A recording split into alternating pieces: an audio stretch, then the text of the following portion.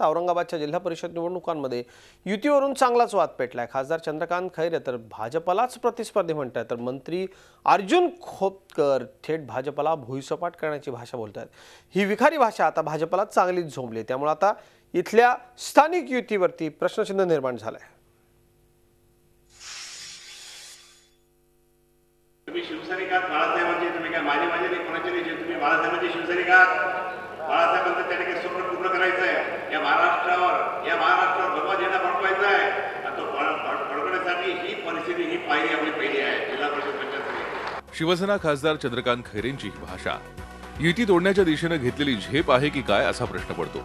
कारण एकीकडे या दोन्ही पक्षांच्या युतीसाठी बैठकांवर बैठका सुरू आहेत, तर दुसरीकडे शिवसेना मेळाव्यात शिवसेनेनं भाजपला टार्गेट केलाय।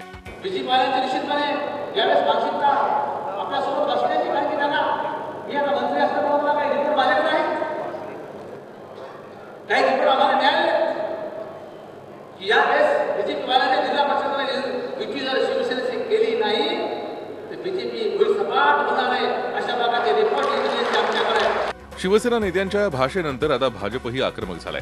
खैरेंना किंमत देण्याची गरज नाही, तर खोतकरांनी मंत्रिपदाचा राजीनामा द्यावा अशी मागणी आमदार सावेंनी केली आहे। तर आम्हाला प्रतिस्पर्धी म्हणणं म्हणजे शिवसेना आता भाजपला घाबरत असल्याचं चिन्ह असल्याचं भाजप शहराध्यक्ष म्हणतायत। चंद्रकांत खैरे साहेब म्हणताना त्यांनी एक विचार करायला पाहिजे की ते युतीतून खासदार झालेले आहेत। आज भाजपच्या विरुद्ध बोलायच्या अगोदर त्यांनी विचार करायला पाहिजे।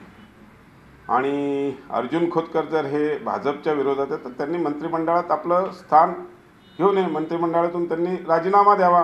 भाजपची त्यांना एवढी ॲलर्जी आहे तर। काल त्यांचा मेळावा झाला, मेळाव्यामध्ये काही बोलले होते, ठीक आहे, ते त्यांचे कार्यकर्ते, त्यांची पार्टी कशी मोठी होईल त्यांनी प्रयत्न करावेत। पण प्रतिस्पर्धी भारतीय जनता पार्टी याचा मला अभिमान वाटतो की शिवसेनावाले म्हणतात की आमची प्रतिस्पर्धी भारतीय जनता पार्टी आहे, म्हणजे भारतीय जनता पार्टी कुठेतरी वाढलेली आहे, ही भीती त्यांना आहे। युती व्हावी ही आमची प्रामाणिक इच्छा आहे। झाली तर 1 टाइम थँक्यू, नाही तर 10 टाइम थँक्यू, आम्ही लढायला तयार आहोत। युती होण्याआधीच शाब्दिक फटाके मात्र जोरात फुटायला लागलेत। दोन्ही पक्षांची भाषा पाहता युती होणारच नाही असं चित्र आहे, त्यामुळे दोन्ही पक्ष खासगीत कामाला सुद्धा लागलेत। त्यामुळे आता सेना भाजपमध्ये काय चित्र दिसतं ते काही दिवसातच कळेल। Vishal Karole, Zee media, Aurangabad.